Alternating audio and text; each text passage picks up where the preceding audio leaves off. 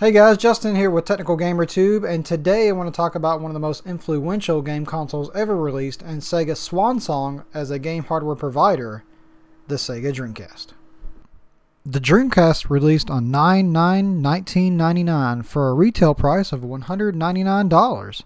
It houses a 200 MHz CPU and an early PowerVR GPU with 24 megabytes of total system RAM. The system uses GD-ROMs holding about 1 gigabyte of data. It also supports 4 controllers at a time. This all translates to much improved graphics and game worlds than the current at the time rivals, the Nintendo 64 and the original PlayStation. Okay, you might ask. It's more powerful than its rivals at the time. Big deal. What makes it so special? Well, let's continue. The Dreamcast came boxed with a 56K dial-up modem and was the first console to support online gameplay. This was huge. Games like Sonic Adventure could take advantage of this by having early forms of DLC, like seasonal events such as Christmas-themed hub areas. You could play online against other players in Quake 3 Arena. You could even talk shit with a keyboard accessory. Early MMOs like Phantasy Star Online was also possible. This set a gold standard that was way ahead of other console manufacturers. It was truly a unique and exciting experience in its time. Now let's talk about the controller. This controller is an evolution of the Saturn's 3D gamepad. Now it may look ugly, but its top-loading spots were where all the innovation happened. Here you can snap in accessories such as the jump pack, which was really a rumble pack, microphone attachment for voice support in certain games, and the VMU. Now what is a VMU? VMU stands for Visual Memory Unit. This super cool memory card was basically a Game Boy. Not only does it hold your save files, but you can take this little guy with you and play mini games.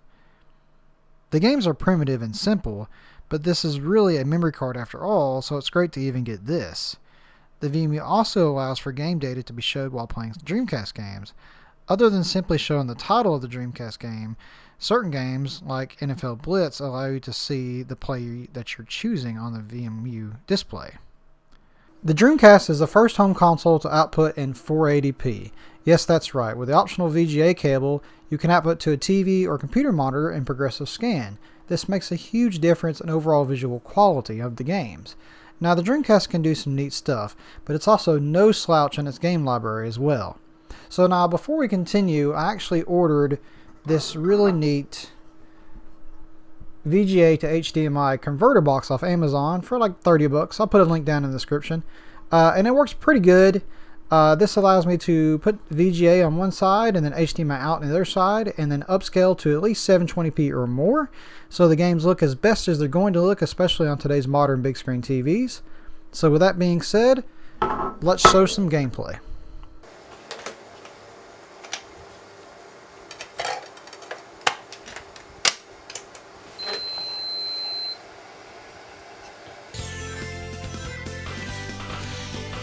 Sonic Adventure was a launch title for the system. It was the first time a traditional Sonic game was fully 3D.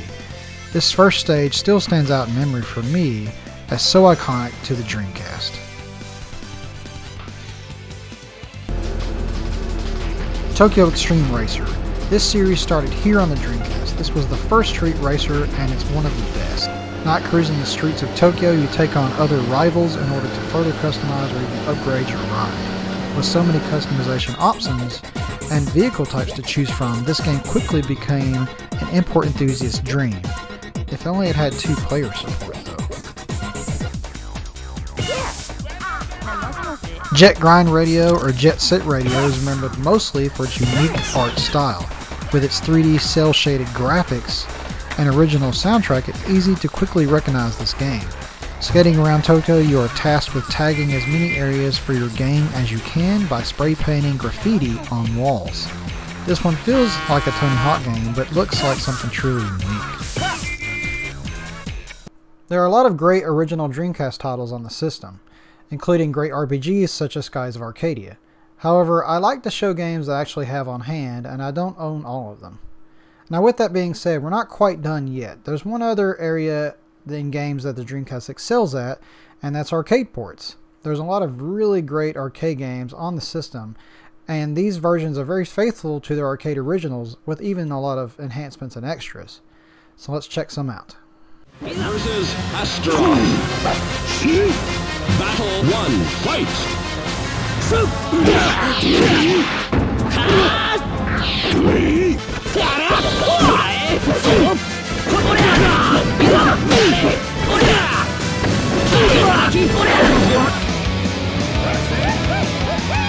You're okay.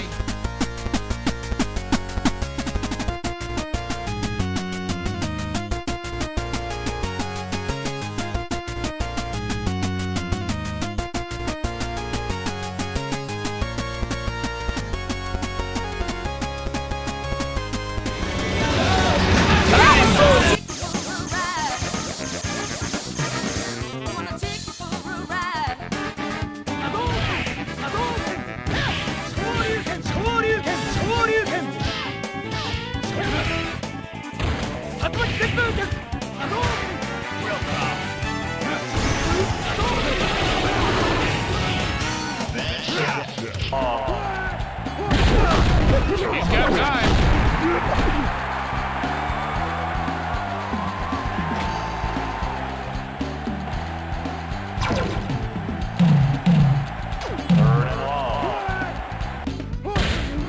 Manages to get away. Let's go!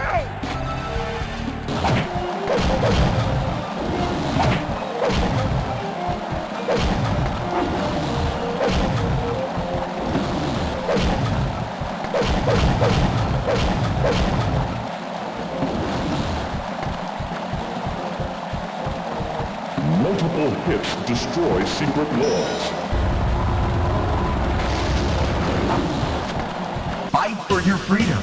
Escape from the castle. Go!